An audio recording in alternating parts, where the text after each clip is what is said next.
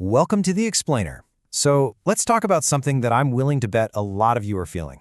It's that sense of stress, that anxiety, and just, that feeling of being completely worn out by the political climate we live in. If any of that sounds familiar, I want you to know you are not imagining it, and you are definitely not alone. Let's dig into why this is happening. I mean, does this question hit a little too close to home? That constant feeling of fatigue, right? The strain you feel when certain topics come up in conversation, the endless barrage of notifications and headlines, it can all feel like way too much.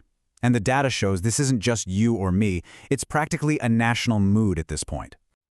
Get this, a recent survey by the American Psychological Association found that a staggering 77% of American adults see the future of our nation as a significant source of stress.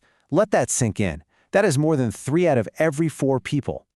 And it gets even more intense when we get specific.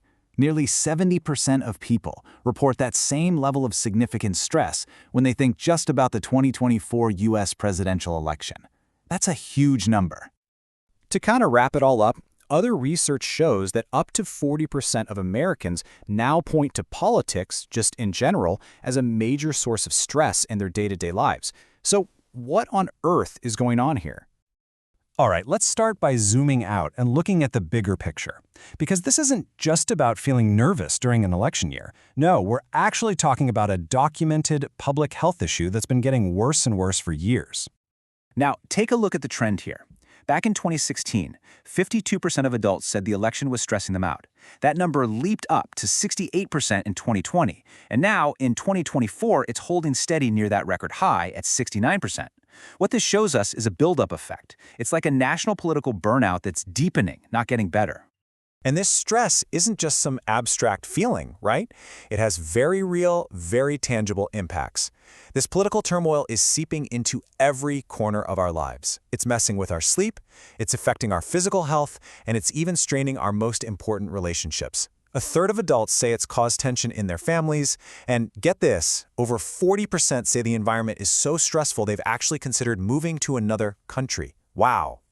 And here's a really fascinating shift that's happening. In 2020, it was folks in their 30s who were feeling the most heat.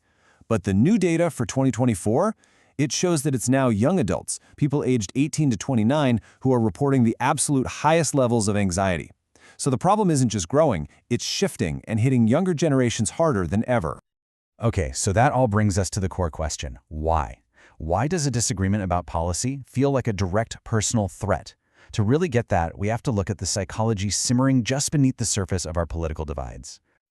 The key idea here is something researchers call affective polarization. It sounds complicated, but it's pretty simple. It's not about disagreeing on the issues anymore, it's about an emotional divide. Basically, our dislike for the other side has actually become a more powerful motivator than the affection we have for our own side. It's less about rooting for your team and way more about hating the other guys. And this gets amplified by a little quirk in our brains called the out-group homogeneity effect. Here's how it works.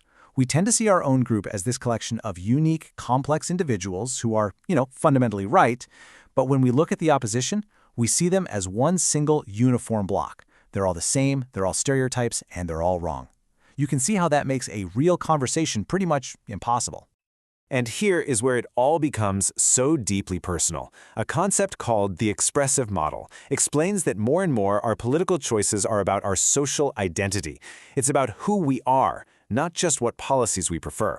So when your politics are tangled up with your very sense of self, any challenge to those beliefs doesn't just feel like a debate. It feels like an attack on you. Now, you might be thinking, okay, the solution is simple. We just need to expose people to different views. But, and this is so important, the research shows something completely counterintuitive. When the hostility is this high, just forcing people into a room with the other side can totally backfire. It can make them dig their heels in even deeper and actually intensify the opposition. So yeah, the solution isn't quite that simple. Okay, so if the problem is this complicated and this deep, what can we actually do about it? Well, that brings us to the good part, our resilience toolkit. These are real, actionable strategies you can use to manage all this stress. Think of this chart as a practical guide. It connects a specific feeling you might have to a specific evidence-based strategy. So if you're drowning in anxiety and those worst-case scenario thoughts, you can try something called cognitive diffusion to get some distance. If you're feeling helpless, the antidote is committed action, doing one small thing, like making a plan to vote or volunteering for an hour. This whole approach is about turning those big, overwhelming feelings into small, manageable actions. Let's boil that down even further into a simple 3-step process you can literally start today. 1. Protect your own headspace. Set some real boundaries with how much news you consume. 2. Use a simple mindfulness trick, like taking a few deep breaths, to physically calm your body's stress response. And 3.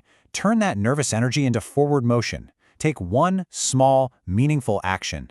It's all about getting back a sense of control. And that sense of control is so crucial, especially when it comes to our digital lives.